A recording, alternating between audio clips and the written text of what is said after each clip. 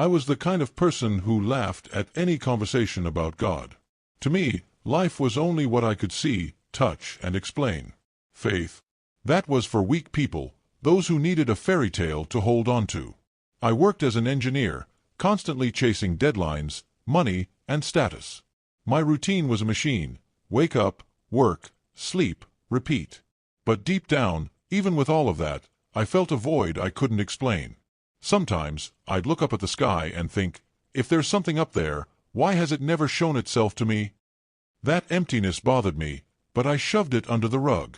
After all, I had everything under control, right? My life was planned down to the smallest detail, and I didn't need anyone, least of all a God I thought was just imaginary. But looking back now, I realized that sense of security was fragile. I was running, but where to? There was no purpose, only a yearning to fill something I couldn't even name. And that's when I boarded that flight, unaware that everything was about to change. It was just another business trip, nothing special. I sat down, put on my headphones, and ignored the world. But as the plane took off, something inside me felt restless.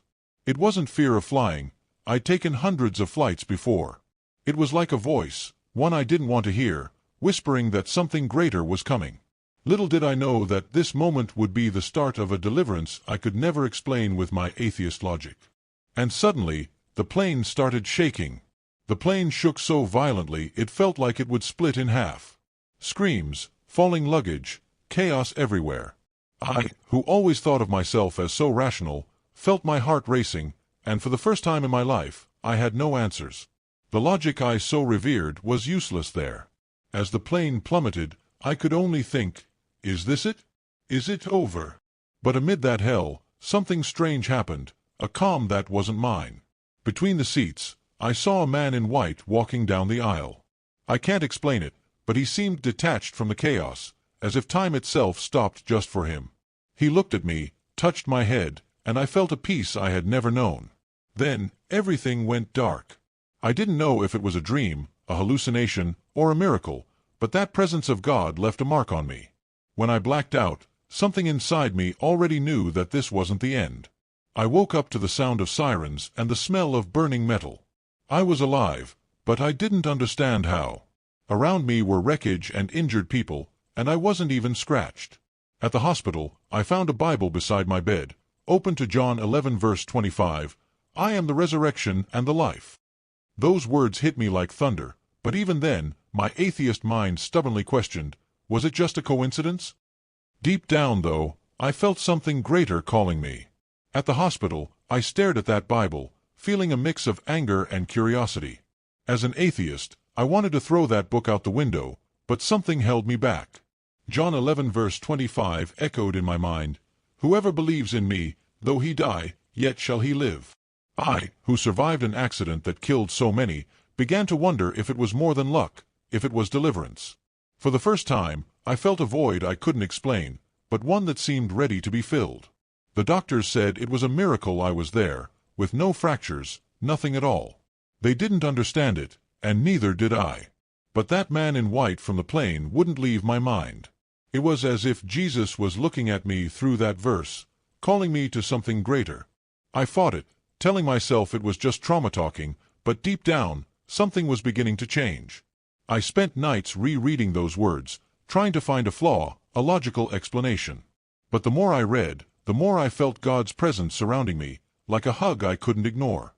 My head argued, but my heart began to yield. Was I ready to admit that my life needed a new purpose? I didn't know yet, but something inside me was already shifting. I left the hospital, but I wasn't the same. That man in white, the Bible, the verse, they all haunted me. I wanted to return to my old life, to my certainties, but something inside me was screaming for a life change. My atheist logic said, "It's just emotion, it'll pass." But in the quiet of the night, I felt God's presence calling me, and that scared me more than the accident itself. I started talking to a friend who always spoke about faith. He listened patiently and said, "Have you thought that this deliverance might be Jesus giving you a second chance?" I laughed, but deep down, those words stirred something in me. I began reading the Bible more, secretly, as if I were ashamed to admit that something was changing. Each verse seemed like a mirror, reflecting the emptiness I had always tried to ignore. I fought with myself. Part of me wanted to explain it all as coincidence, but another part felt that the miracle on the plane had a purpose. I didn't know how to pray, but I began speaking to God, awkwardly, like testing a door. Was I ready to leave my disbelief behind? I wasn't sure yet, but something greater was pulling me. One day, I picked up the Bible and, without knowing why, began to cry. It was as if Jesus was there, speaking to me through the words. For the first time, I felt that my life could have a purpose bigger than my plans. That deliverance on the plane wasn't just a story, it was a call to a transformation I never imagined. But taking the next step still scared me. I went to a church, half skeptical, expecting to feel out of place. But instead, I found people who seemed to understand what I felt. They spoke about faith with a certainty I wished I had. I began praying, awkwardly, asking to feel more of that presence of God that had saved me. Each small prayer was like a brick, building something new inside me. I still had doubts, of course. My ex-atheist mind didn't give up easily. But each day, I felt that plain miracle pulling me closer to God. I began to realize that the life change I had long denied was happening, slowly but surely. And looking back, I knew that something even greater was still to come.